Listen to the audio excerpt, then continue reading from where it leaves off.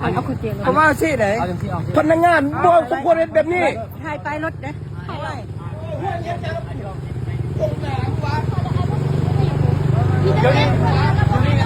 นี่เราพยายามจอดรถเลย มาเบิ่งก่อน แล้วพวกไว้ เอาพวกเจ้าไปห้องหมอก่อนเบิ่งเลยค่อยมันนี่เนี่ย เป็นอาหารเราไม่รู้สิเป็นไงแบบนี้ได้ตำคนเราพยายามจอดรถอีก นะครับนี่คือทหารลาวนะครับเมาแล้วขาดสติ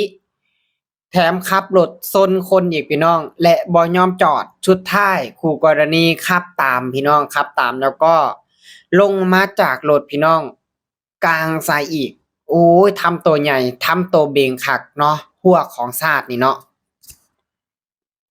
สบายดี FC ทางฝั่งไทยฝั่งลาวนะครับผมวันนี้ก็มาอยู่ในช่องบ่าวลำชาแนลเส้นเก่าเส้นเคยนะครับผมล่าสุดพี่น้องหัวของชาติทหารลาวเมาขาดสติพี่น้องบ่าวลำกับบ่ฮู้หรอกไปกินดื่มไปฉลองมาจากไสนะครับบ่าวลำกับบ่ฮู้หรอกแต่ว่ากฎหมายก็มีบอกอยู่ว่าเมาแล้วห้ามขับพี่น้องนะอันนี้ก็มีอยู่กฎหมายแต่ในวันนี้เจ้าหน้าที่กลับมาละเมิดกฎหมายเองแต่พอประชาชนนะครับเมานิดๆหน่อยๆก็โดนแต่อันนี้ทหารเองนะครับพี่น้องแล้วก็ถาฟังนะครับผมเนาะทาง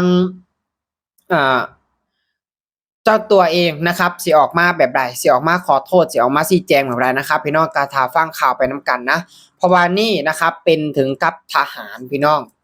กินเมานะครับไปดื่มเมาจนขาดสติแถมยังขับรถไปชนประชาชนอีกพี่น้องไล่หับบาดเจ็บนะแล้วก็มี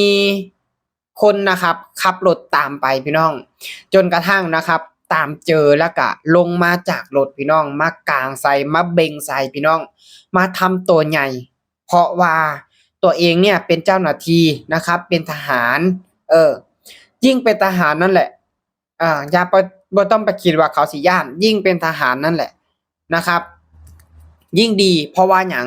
มันเป็นพฤติกรรมที่บ่ดีเป็นแบบอย่างที่บ่ดีให้กับประชาชนและก็เพื่อนนะครับเพื่อนๆร่วม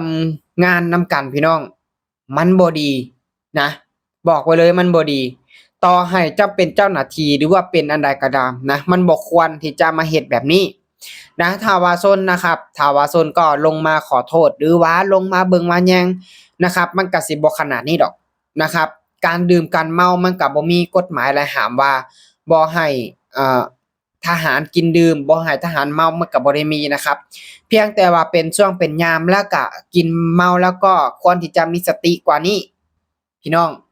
อันนี้กินดื่มเมาแล้วพี่น้องขาดสติแถมยังขับรถมาชนประชาชนอีกและแถมหนักกว่านั้นอีกก็ยังลงมาแล้วมากางใส่พี่น้องอยากมีการมาต่อยมานั่นตีนะครับมาต่อยมาตีกับประชาชนอีกนี่บ่หัวของชาตินี่บ่เจ้าหน้าที่ที่จะปกป้องประเทศชาตินะครับแบบนี้บ่ถ้ามีขาศึกเข้ามานะครับพี่น้องถ้ามีขาศึกเข้ามาสิทันเขาอยู่บ่ล่ะแบบนี้ยังคาเมาอยู่ยังเมาบ่สางซ้ำทางพุ่นบัดเปิดมาละทางพุ่นผัดลั่นไก่มาใส่ละทางนี้ผัดยังบ่สวงเมาอยู่แบบนี้มันสิเป็นบ่ล่ะสิไปสู้ยังเขาได้บ้านเมืองทุกวันเนี่ยยิ่งบ่ค่อยอันนั้นอยู่ซ้ำนะระวังอยู่อ้อมข้างอ้อมแอวทุกซอกทุกมุมนะครับมันบ่มีหยังแน่นอนนะครับทุกวันเนี่ยขนาดประเทศใหญ่ๆเขาก็ยังอันนั้นกันฉะนั้นแล้วก็ประเทศเฮาก็ควรที่จะระมัดระวังไว้ก็ดีเพราะว่าในเรื่องของชายแดนนะครับมันก็มีปัญหามาเทื่อนึงแล้วนะก็ควรที่จะระมัดระวังฉะนั้นแล้วนะครับการกินดื่มการมึนเมากับบ่ได้ห้ามบ่ได้ว่าเพียงแต่ว่าให้มีสตินะพี่น้องถ้าขับรถมาชนประชาชนแบบนี้ก็บ่ไหวถ้าไปชนเด็กๆเด็กน้อยเด้นะครับหรือว่าถ้าไปชนนักเรียนเด้บาดนี้สิเป็นจังได๋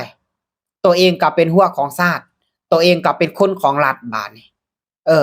เป็นที่พึ่งของประชาชนนะฉะนั้นแล้วก็ควรที่จะระมัดระวังนะอันนี้บ่าวลำก็ขอฝากถึงนะครับทหารทั้งหลายเนาะก็บ่ได้มีดอกว่ากฎหมายใดห้ามบ่ให้ทหารเนี่ยกินดื่มเมาก็บ่มีนะครับก็ควรที่จะมีสติกว่านี้ควรที่จะระมัดระวังกว่านี้เกิดปัญหาขึ้นมาก็คือจังแบบนี้ล่ะ มากางใส่เขามาทำตัวเบ่งทำตัวใหญ่ใส่เขาใส่ประชาชนแบบนี้มันบ่ถูกต้อง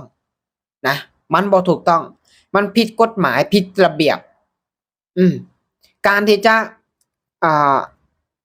นะครับการที่จะเบิ่งแย่งประชาชนการที่จะเบิ่งแย่งประเทศชาตินะครับคือต้องมีสติตลอดอันเนี้ยขาดสติไปละ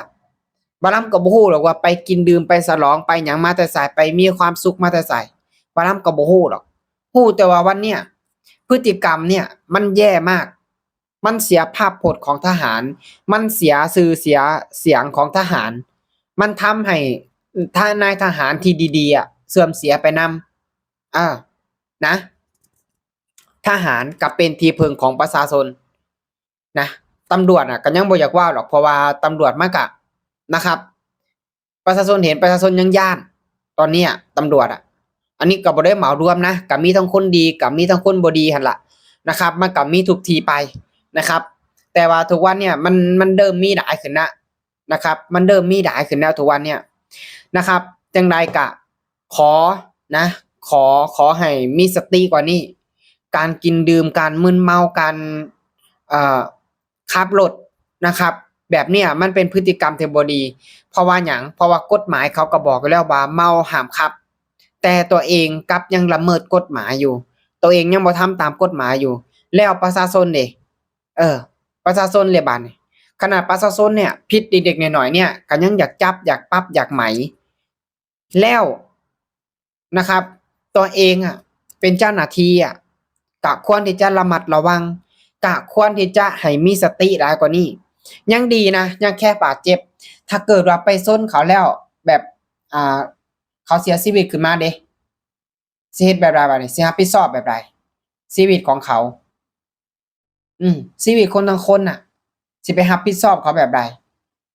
สิไปสร้างหยังให้เขาแบบใดต้องคิดถึงตรงนี้น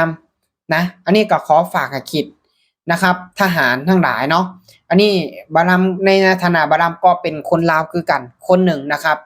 ก็อยากให้ประเทศชาติของเฮาพี่น้องเจริญขึ้นกว่านี้อยากให้น่าอยู่น่าเศร้าน่าส้มกว่านี้พี่น้องนะครับก็ควรที่จะปฏิบัติตามกฎระเบียบตามกฎหมายนะในเมื่อประชาชนนะครับก็ยังปฏิบัติตามแล้วเจ้าหน้าที่เด้คือบ่ปฏิบัติตามมันน่าอายเขาเด้พี่น้องนะครับมันน่าอายบ้านเพิ่นเด้บ้านกับเจ้ายังปฏิบัติตามกฎหมายกฎระเบียบแล้วบ้านเฮาเด้พี่น้องก็ต้องควรทำตามนะครับพี่น้องฟังแล้วเบิ่งแล้วเกี่ยวกันแบบใดนะครับก็สามารถคอมเมนต์กันเข้ามาได้เนาะสำหรับคลิปนี้นะครับบารัมก็จะขอฝากไปแค่นี้นะครับผมขอขอบคุณครับ